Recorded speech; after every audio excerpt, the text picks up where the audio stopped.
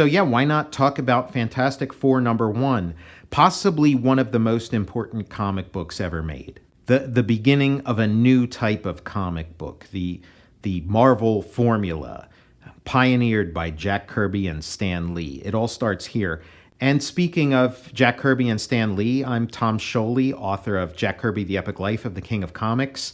And I Am Stan, a graphic biography of the legendary Stan Lee. New from Image Comics, Jack Kirby's Star Warriors, starring Adam Starr and the Solar Legion. As much as I love Jack Kirby's career prior to Fantastic Four #1, he never made a comic quite like this until this comic, and neither did Stan Lee. You can look at things that sort of lead up to the Fantastic Four. You can look at Challengers of the Unknown, but Challengers of the Unknown is not the Fantastic Four. It's missing some key ingredients. As close as Challengers is, it just doesn't have that magic. And Fantastic Four, all the pieces come together, and it really is a magical comic. It's a comic I really love, and it's a turning point for the comic book medium and for superheroes in particular. I can't turn invisible fast enough. How can we stop this creature, Torch?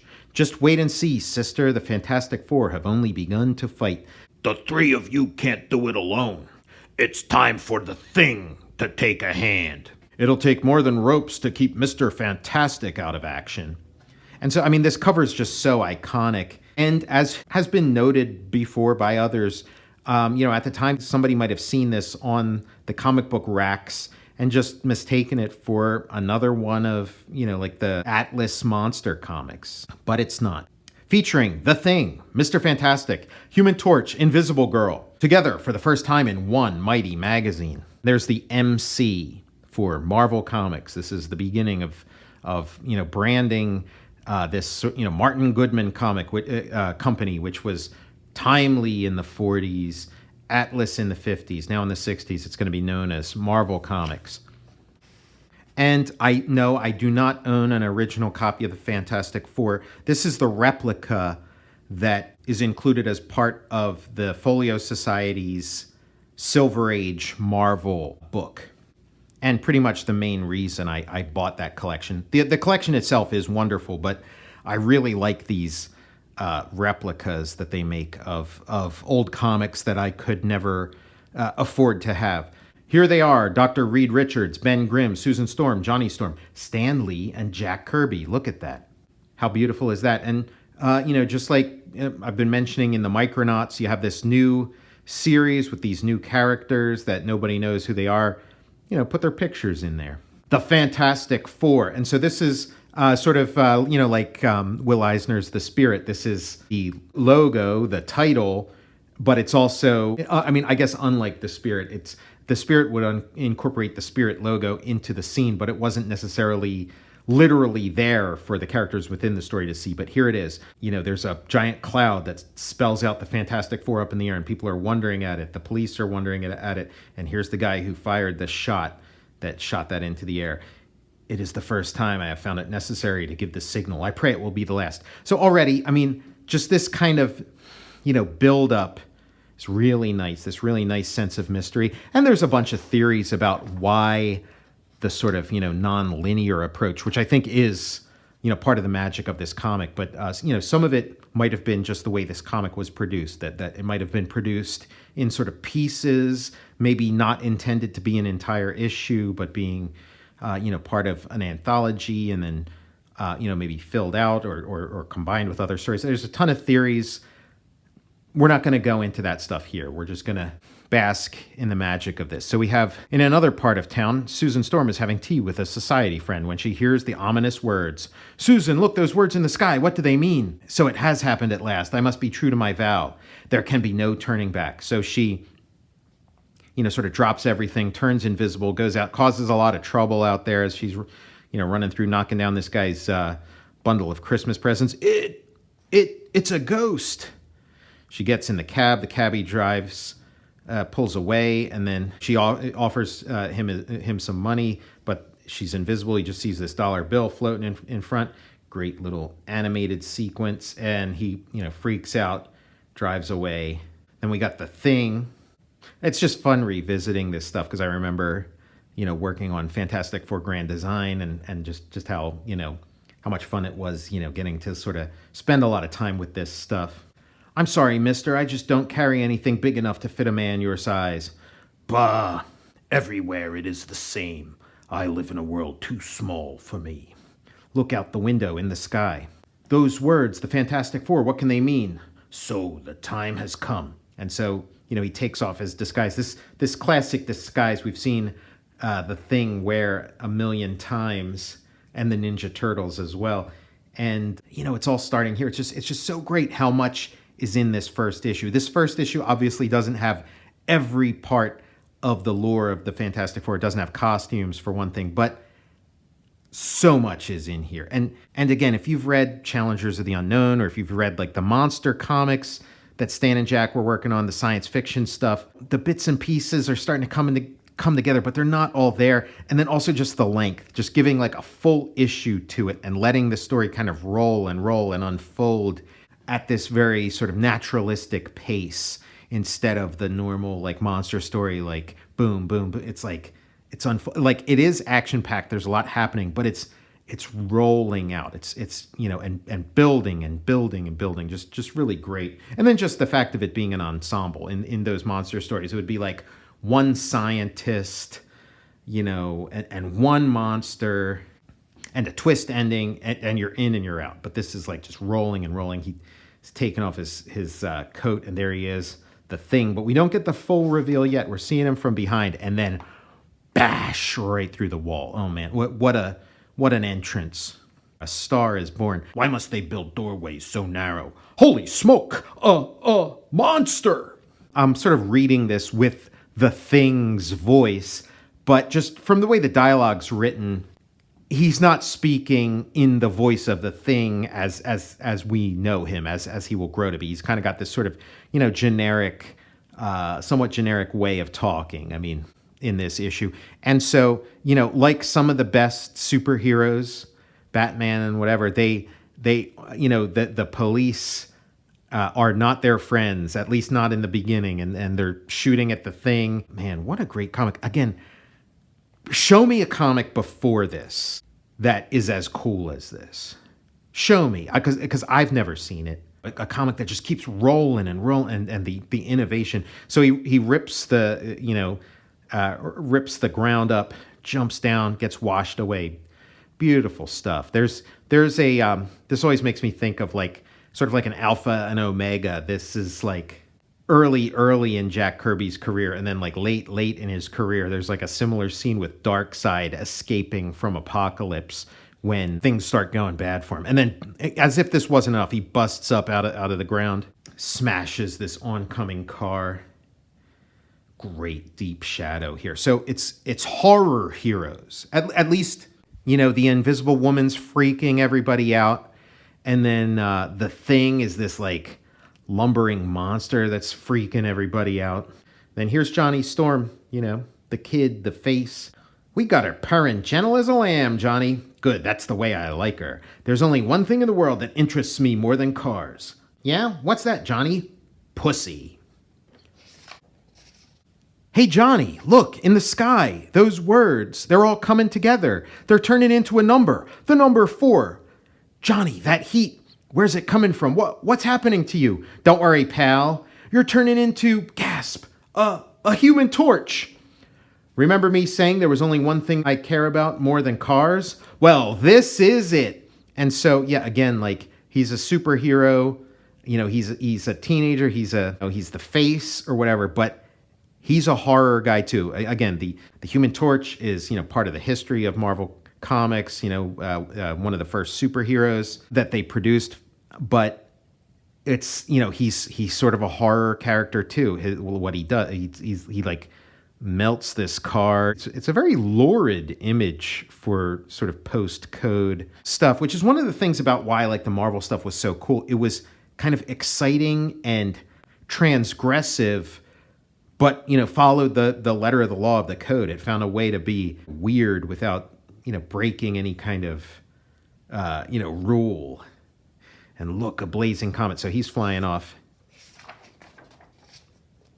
And again, they're anti-heroes. They're flying off, and Call the governor. Have him alert the National Guard. Red Dog to squadron leader. Attack unknown flaming object over Central City. So now he's sort of like dogfighting with the military and, flying around. He's melting planes. I warned them. I tried not to burn their planes, but they came too close. This seems like a little bit of backpedaling, to get it through the sensors or whatever. But look at this. He's the Fantastic Four. They're terrorists. At least they're saboteurs. At least they all parachuted to safety. That sound in the distance. It looks like, again, it's a balance you have to strike, when you're creating like anti-heroes. So I get it, but a hunter missile, it's zeroed in on me. It's attracted to my flame. That kind of softens things, but it's still a far cry from Up and Away and Superman. I can't escape it. It's too fast. It has a nuclear warhead. If it explodes, I'm a goner. Man, talk about high stakes. And yeah, just this great animated stuff. Like there's a flow to Kirby's work, and particularly in this comic where it's like you're just watching a movie unfold. Got it. And so we get this great demonstration of two different sets of power. And we have not met Reed Richards yet. This is everybody's getting this great action-packed introduction. Reed Richards dunks the missile, dunks the missile in the water where it explodes harmlessly over the sea. Yeah, I guess. But as the flying boy's flame flickers out altogether, he begins to plummet toward Earth, toward a certain doom. And then, grab me, Johnny boy, that's it. Great catch. Just, beautiful, action-packed use of superpowers. Jack Kirby and Stan Lee just showing the world how to do a superhero comic. And bam. I mean, this, we're 8 pages in. Hey, you've never seen 8 pages like this in comics. This is astounding and wonderful. You're safe now, lad. You're safe. You all heeded my summons. Good. There is a task that awaits us, a fearful task. And so now we get a flashback to their origin. Again, another, great little piece. Like, man, this thing is jam-packed. Great. We get this flashback. I mean, like, we all know this stuff inside and out. It was so much fun doing, again, Fantastic Four Grand Design, one of the highlights of my life, getting to, retell and spend some time with and play with this, this legendary stuff. If you want to fly to the stars, then you pilot the ship. Count me out. You know we haven't done enough research into the effect of cosmic rays. They might kill us all out in space. Ben, we've got to take that chance unless we want the commies to beat us to it. I never thought that you would be a coward. A coward? Nobody calls me a coward. Get the ship. I'll fly her no matter what happens. Very, very easily manipulated. They steal the rocket. No time to wait for official clearance. Conditions are right. Tonight, let's go. They go off the cosmic rays. They crash land. Susan, look at Susan. What's wrong? Your gasp fading away. It's impossible. Oh, no. So yeah, we got some body horror, and then she, comes back. She disappears and then comes back. Thank heavens you're all right, my darling. All right, eh? How do you know, wise guy? How do you know she won't turn invisible again? How do you know what'll happen to the rest of us? This writing is starting to sound more like the Thing that we know. Ben, I'm sick and tired of your insults, of your complaining. I didn't purposely cause our flight to fail. So here's another element of the Marvel formula that's coming in, this sort of bickering amongst the super team. And I'm sick of you, period. In fact, I'm going to paste you right in that smug face of yours. Ben, stop. Wait. Look, what's happening to you? You're changing. Don't try to talk your way out of it, mister. I'm going to mop up the place with you. Run, Reed, darling. He's turned into some sort of a thing. He's strong as an ox. So, again, great sort of animation going on here. Reed, darling. Bah. How can you care for that weakling when I'm here? Reed's powers are manifesting. They're fighting. We get a little bit of like romantic triangle subplots going on. What am I doing? What happened to me? To all of us? You've turned into monsters. Both of you. It's those rays, those terrible cosmic rays. Now I know why I've been feeling so warm. Look at me, they've affected me too. When I get excited, I can feel my body begin to blaze. I'm lighter than air, I can fly. Look, I can fly. It gets downplayed in the verbiage here, which again, I think are like sort of concessions to the censors, to the comics code. But it's obvious here that Johnny Storm started like a forest fire, but the verbiage sort of tones it down, says he just sort of started a small fire. Listen to me, all of you. That means you too, Ben. Together, we have more power than any humans have ever possessed. You don't have to make a speech, Big Shot. We understand. We've got to use that power to help mankind, right? Right, Ben, right. Very similar to the origin story of the Challengers of the Unknown. But the Challengers of the Unknown don't have superpowers, at least not sort of, permanent superpowers like the Fantastic Four. And I'm calling myself the Human Torch, and I'm with you all the way. Same goes for me, the Invisible Girl. There's only one still missing, Ben. I ain't Ben anymore. I'm what Susan called me, the Thing. And I'll call myself Mr. Fantastic. There's like a great Norm Macdonald routine where he talks about Flame Guy becomes the Human Torch, the girl who turns invisible becomes the Invisible Girl, the orange lumpy Thing calls himself the Thing, and then he doesn't call himself, Stretcho or Rubber Man. He calls himself Mr. Fantastic. The ego on this guy. And so was born the Fantastic Four. And from that moment on, the world would never again be the same. Great origin story. Amazing stuff. And again, like, up until this point, at least in the telling, I can't think of a better told superhero origin story that predates this. I mean, this is very richly conceived and executed. It rivals anything that's going on in any other medium at the time. This is great stuff. This is amazing stuff you could only get in comics back then. And then as if all this wasn't enough, you've gotten more than your money's worth already. The Fantastic Four meet the Mole Man, and even though it's sort of broken up into chapters, it's still part of the same story. He got them all. It's not separate vignettes. This is the reason he fired that shot on page 1, is to get them all together for this. I called you together because I have some pictures to show you. Pictures? What are they? Pinups?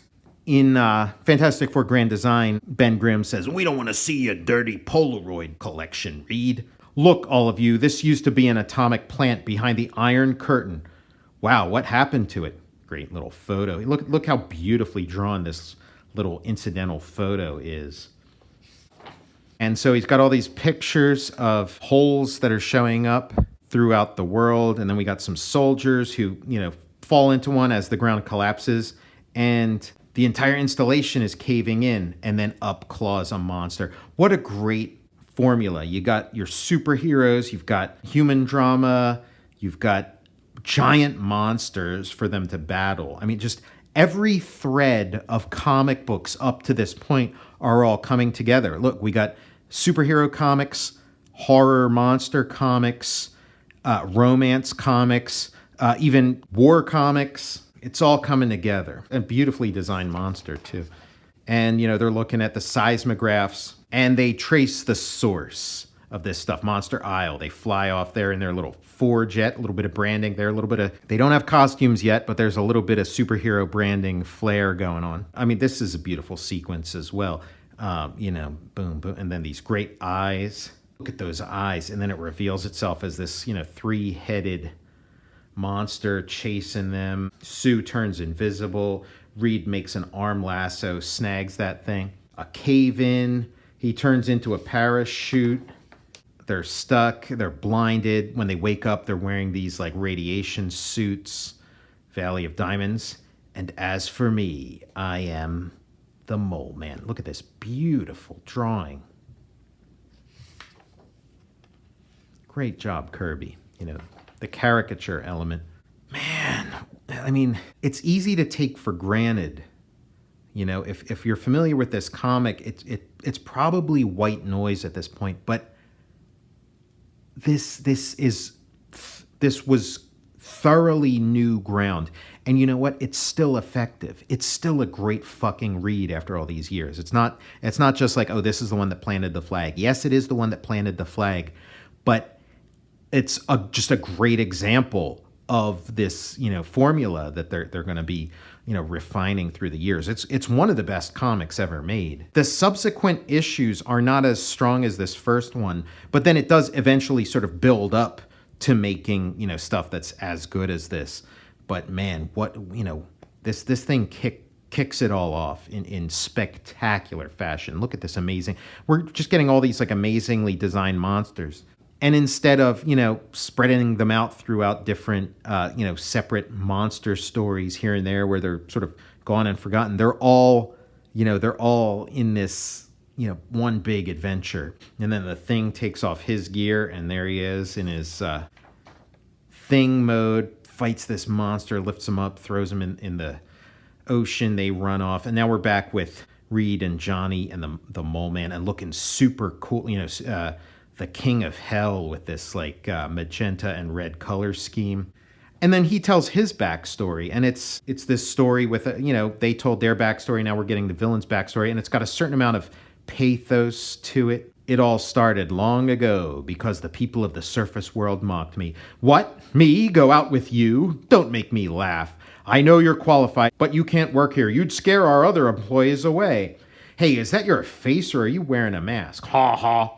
So sort of like a Hunchback of Notre Dame kind of story, which, Jack Kirby was very attracted to and told again and again. Finally, I could stand it no longer. I decided to strike out alone to search for a new world, the legendary land at the center of the earth, a world where I could be king. My travels took me all over the globe. And on the Total Recall show, we reviewed Journey to the Center of the Earth, the movie, and I feel like that was that's a Jack Kirby movie for sure. I feel like that informed a lot of Kirby's work, and this comic in particular. Even this loneliness is better than the cruelty of my fellow men. And then, just when I had almost abandoned hope, when my little skiff had been washed ashore here on Monster Isle, I found it. That strange cavern, where can it lead to? I soon saw where it led. It led to the land of my dreams. Down there, below, I found it. It's Earth's center. But in the dread silence of that huge cavern, the sudden shock of my loud outcry caused a violent avalanche, and when it was over, I had somehow miraculously survived the fall. But due to the impact of the crash, I had lost most of my sight. Yes, I had found the center of the earth, but I was stranded here like a human mole. So we get the villain with pathos, the villain with his own story. Another element of the formula. All things that we take for granted. And then we have this great panel by panel duel, which I love, and I note for note in Fantastic Four Grand Design. And he's gloating about this network of tunnels that he's created beneath the surface, where he can sort of hold the whole world hostage and get from one place to the other quickly. I mean, Darkseid has like a similar thing going on, sort of like an underground boom tube network in issue 1 of New Gods. And then the Thing has his hat and overcoat back on, which is, why not? It's such a great visual of him, tearing out of it as this monster. So, use it as much as possible. The Mole Man, he's had it, so he pulls on his little, servant's curtain, and this is such a graphically beautiful panel. The open panel border, this yellow grid, these red foreground characters, one of which is a scaly monster, and then this giant green triangle shape of this like amazingly rendered monster. Johnny busts out, goes full flame, starts flying around this thing. Reed stretches to grab the Mole Man. This is a thorough, full adventure in a comic book. Usually in a comic book, you'd get these sort of like abbreviated vignettes that give you like a little taste of something, but not a full experience. This is a meal right here. This is you're getting as much as you would get in a movie. These are epics. They would refer to them as novels, a novel-length comic. And you are getting a lot for your money here. And yeah, as if it wasn't enough, we get this avalanche of sort of, of monsters, and again, Kirby has to design each one of them. Each one's given a different color, just like beautiful, pop art look. The verbiage kind of tones it down, but Human Torch is filling these tunnels with flame, and then they escape into their ship, which you would assume that this explosion is a result of him filling these, sort of natural gas filled caverns with flame, and boom, this like massive explosion as they fly away. Echoing a scene we'll later see in Mr. Miracle number 10, and here we are. And of course, the verbiage, I don't think this was the intent when, Kirby did the sort of silent movie of this comic, but it's best that way. There was no place for him in our world. Perhaps he'll find peace down there. I hope so. I just hope we have seen the last of him. But whether we've seen the last of the Mole Man or not, we will see much more of the most amazing quartet in history in the next great issue of the Fantastic Four. Don't miss it. The end. Test your talent with this drawing contest. A turning point. Comics were never the same again after this. This is a revolution right here. And, thanks to the Folio Society, I have this nice replica of this classic comic. I'm Tom Scioli, author of Jack Kirby, The Epic Life of the King of Comics. I Am Stan, a graphic biography of the legendary Stan Lee, and Jack Kirby's Star Warriors, starring Adam Starr and the Solar Legion.